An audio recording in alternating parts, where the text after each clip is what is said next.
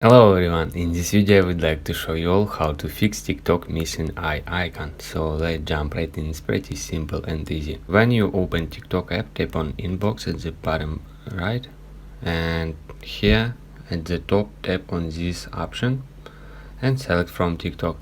Here you should find about something, your eye icon, and view profile histories. So if you don't have any notification on this option, you should go to your app store or your Play Market and in search bar find TikTok and update your TikTok app to the last version.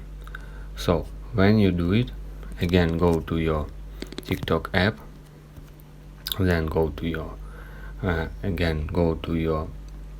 inbox information notifications, and then tap on your top option and then select from TikTok and find here something about view profile history icon. And then when you do all right, you tap on profile, and here at the top right you will see eye icon.